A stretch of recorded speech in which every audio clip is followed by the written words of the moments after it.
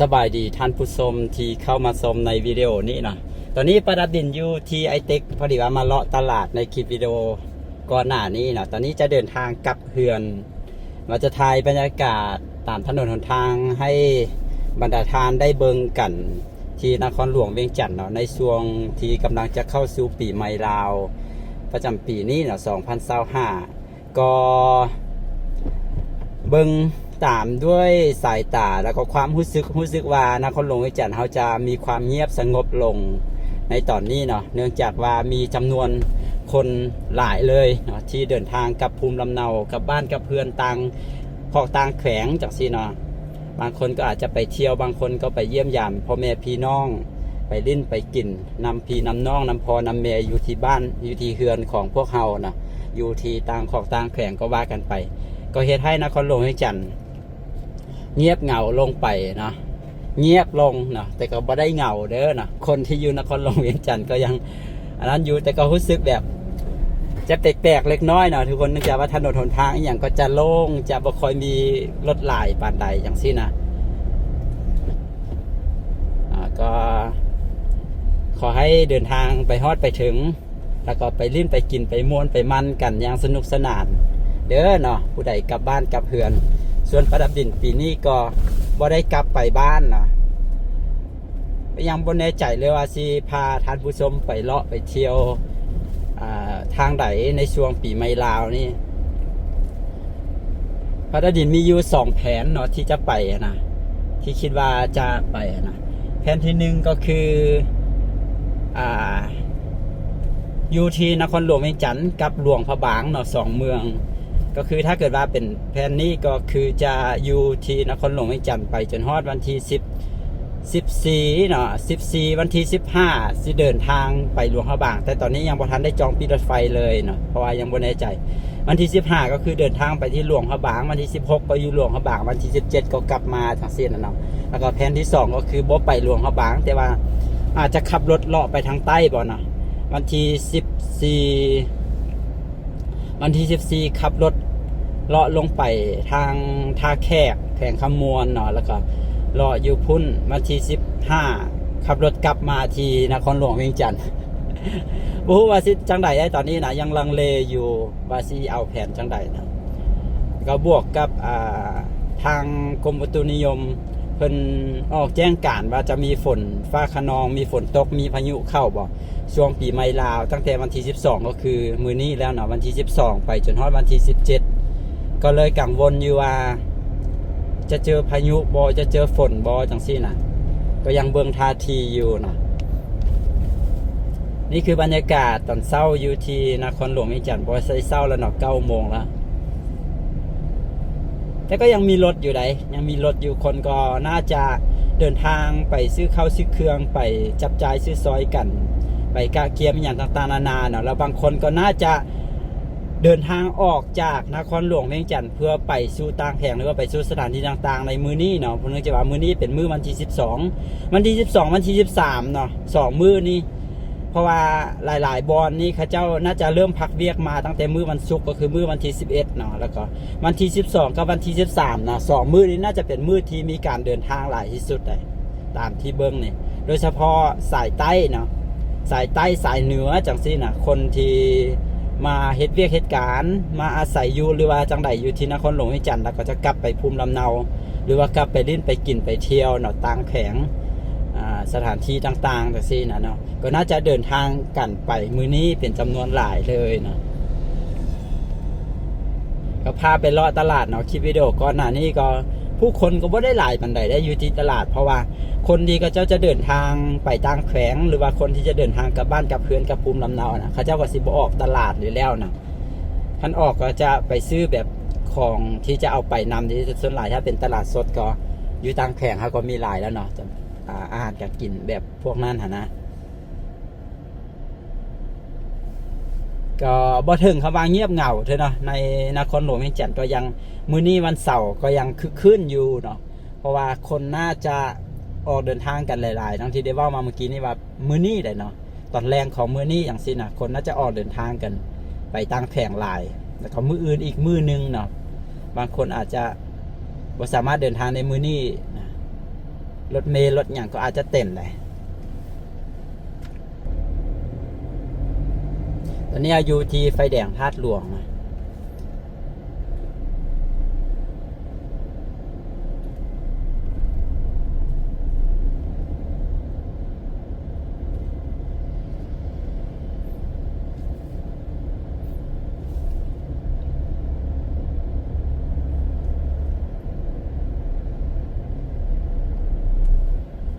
บรรยากาศก็ถือว่ายังคึกคืนยังรถยังหลายอยู่ได้ตอนเช้านี้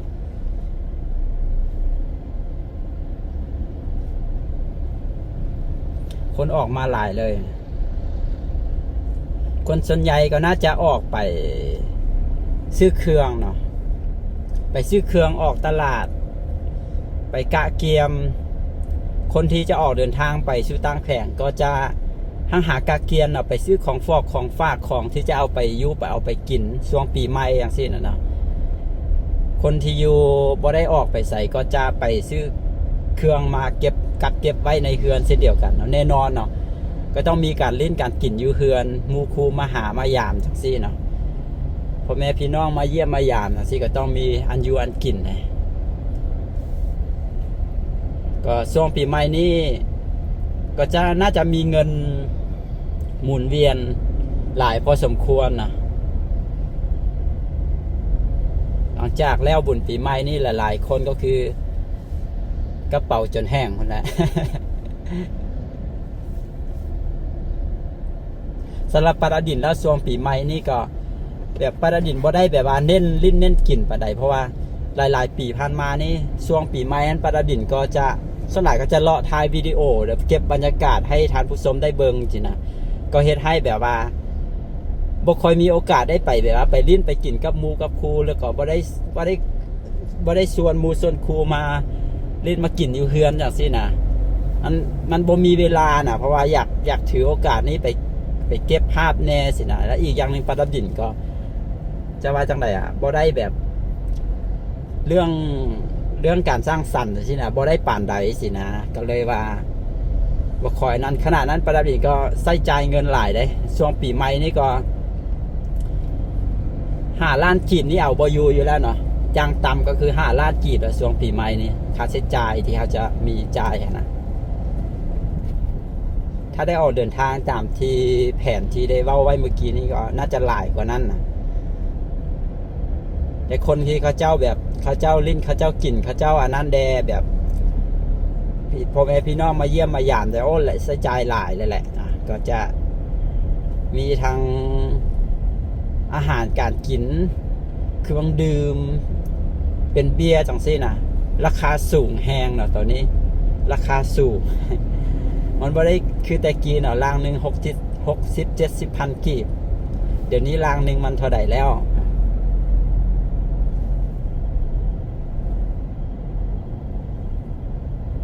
แต่ก็เอาเป็นอย่างเนาะปีนึงมีเชื้อหนึ่งเนาะก็ถือว่าเป็นช่วงแห่งความสุขเป็นช่วงแห่งพบปะสร้างสรรค์กันก็จัดเต็มที่เลย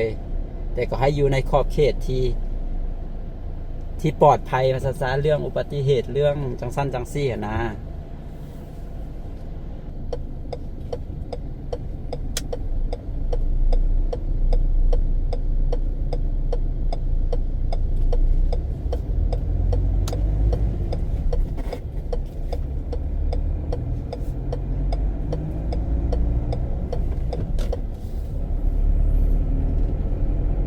เป็นห้านค้าเป็นอย่างก็มื้อนี้วันที่12เนาะก็ยังเปิดปกติอยู่เลยปิดแท้ๆก็น่าจะเป็น14 15 16ดังที่ได้เว้ามาว่าปีใหม่ลาวมันปีนี้ก็คือ14 15 16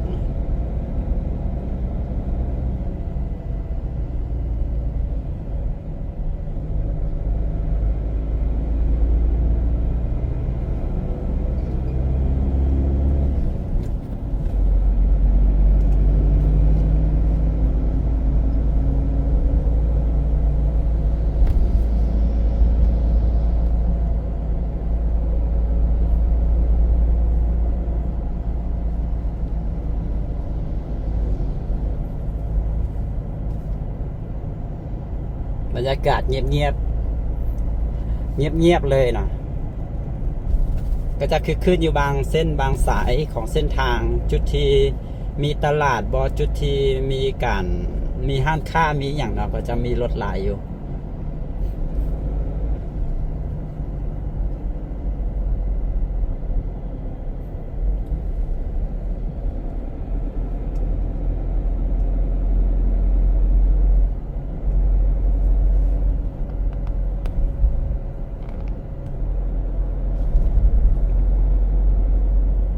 วันนี้ก็กำลังมีการสร้างตึกทางซ้ายมือเรานี่เป็นตึกของเวียงจันทร์ประกันภัย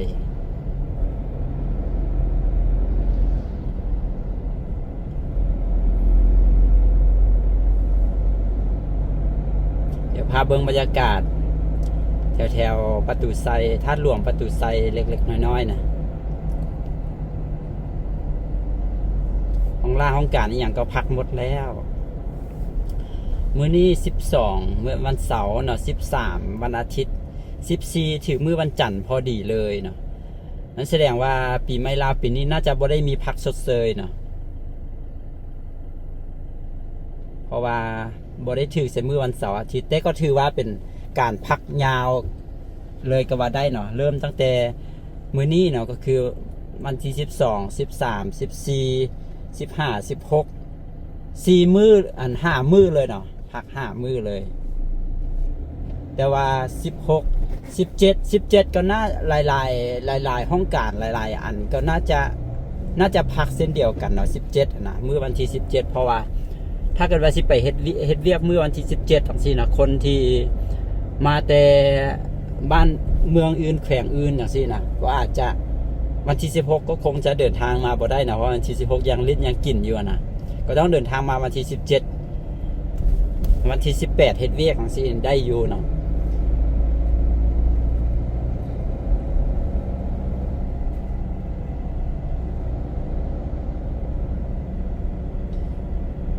หรือบางคนอาจจะพุ่นแหละวันที่19วันที่20พุ่นแหละจึงจะมาเฮ็ดเวียกนะอาจจะขอลาพักต่อจากเด็กจากน้อย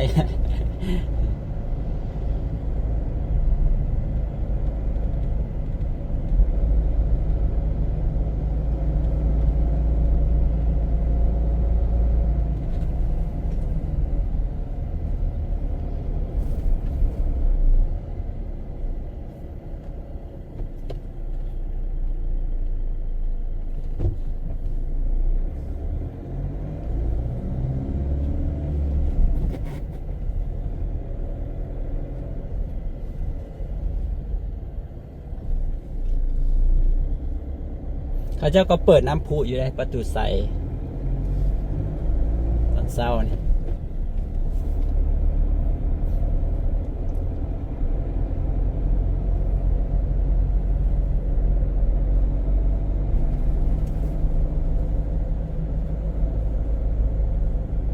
แต่คนก็บ่ได้หลายนะรู้สึกเงียบๆเท่าไหร่จะมีแต่นักท่องเที่ยวนะ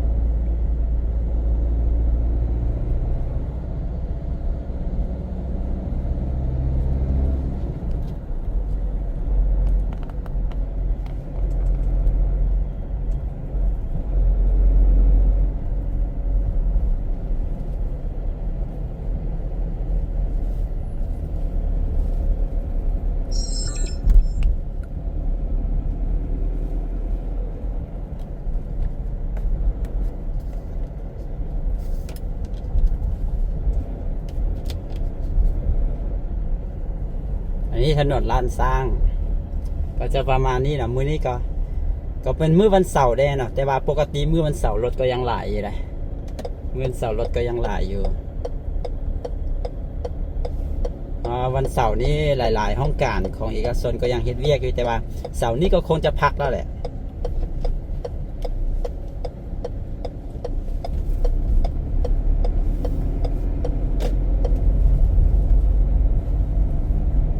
แต่ส่วนหลายยังห้านค้าเนาะห้านค้าก็ยังเปิดอยู่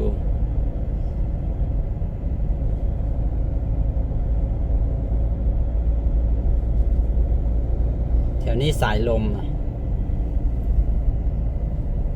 สายลมนาให้เดียว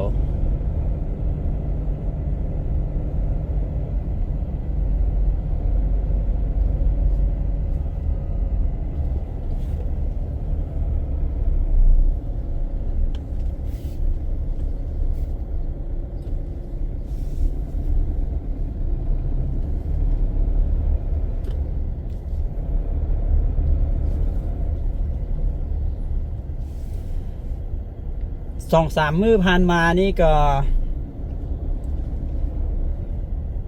จะมีหลายๆเห็นป่ะเห็นมีหลายๆห้านหลายๆห้องการเขาเจ้าก็จะสลองกันนะกับเพื่อนร่วมงานในห้องการจังซี่นะเพราะว่าก็จะต้องจัดกันก่อนเนาะก่อนที่จะแยกย้ายกันไปบ้านไปเฮือนของไผของลาวนะห้องการก็จะมีการสู้ขวัญบาซีสู้ขวัญจังซี่นะเนาะอวยพรให้กับหัวหน้าบอให้กับหมู่เพื่อนในห้องการเดียวกันจังซี่พอบางคนก็จะเดินทางกลับต่างแขวงจังซี่ไปภูมิลำเนาของตัวเองจังซี่ก็จะถือโอกาสในช่วงนั้นอาจจะก็หดน้ำลิ้นน้ำกันแต่ว่าจะหดน้ำลิ้นน้ำกันแต่ในเฉพาะห้องการ ก็ว่าได้มาหดอยู่ตามทางเห็นบ่ดอกคูณเหลือ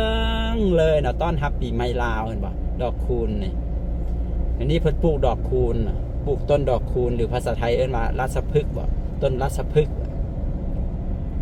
เห็นบ่ก็จะงามแบบนี้เนาะในช่วงปีใหม่ลาวเขาก็จะนำไส้ดอกคูณนี่เนาะในการส่งน้ำพระในการเอาไปไหว้เอาบูชาเอาอีหยังจังซี่นะประมาณมื้อวันที่13ดอก14นี่แหละก็จะเอาดอกคูณนี่แหละห้อยใส่เข่าห้อยใส่รถห้อยใส่แว่นรถทุกคันเลยแหละเนาะตามหนทางก็จะมีแบบเอาดอกคูณห้อยใส่รถห้อยใส่เข่ารถนะแบบให้ค่ำให้คูณนะเอาไปห้อยใส่ประตูเฮือนบ่จังซี่นะให้ค่ำให้คูณในตามห้านค้าต่างๆสินะ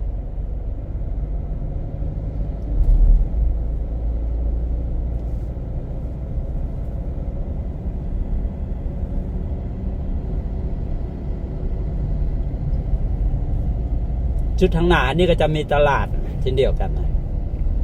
ตลาดทงขันคำก็น่าจะมีคนมาเลาะตลาดนี้หลายเช่นเดียวกัน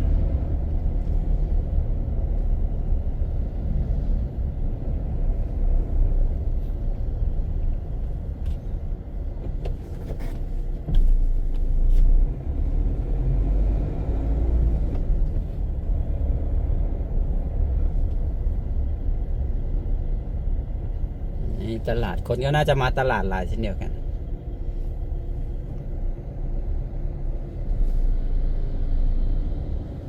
ตลาดทงขันคำเข้าไปในนี่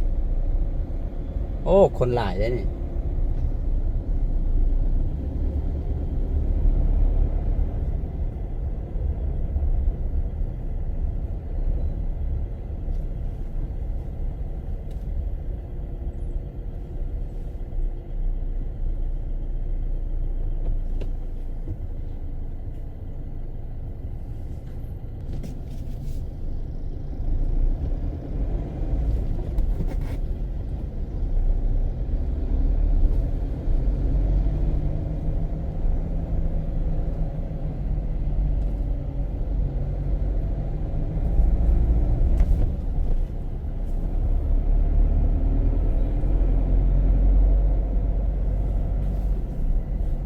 ประมาณนี้นะทุกคนบรรยากาศในช่วงตอนเช้าของเมื่อวันที่12 เมษายนปี 2025อยู่ที่นครหลวงเวียงจันทร์ก็ถือว่ายังคึกคืนอยู่เนาะรถลายอย่างก็ถือว่ายังหลายอยู่เนาะตามการสัญจรของนครหลวงเวียงจันทร์แต่ว่าเริ่มแต่มื้อนี้ไปแล้วเนาะคนก็จะเริ่มน้อยลงแล้วที่นครหลวงเวียงจันทร์ก็เดี๋ยวจบวิดีโอนี้ไว้เพียงเท่านี้เดี๋ยวไว้อัปเดตบรรยากาศอยู่ที่นครหลวงเวียงจันทร์ให้ทุกคนได้เบิ่งกันอีกต่อไปเนาะช่วงปีใหม่ลาวนี่จะอัปเดตให้เบิ่งแน่นอนนะว่าเป็นจังไดก็ไปติดตามกันวิดีโอต่อไปจากซ่องประดับดินเนอร์สำหรับวิดีโอนี้ก็บ่ได้มีอย่างไรเนาะก็ตามถนนหนทางมาแบบนี้ให้หลายๆคนได้เห็นบรรยากาศกันจบไว้แต่เพียงเท่านี้เด้อสบายดี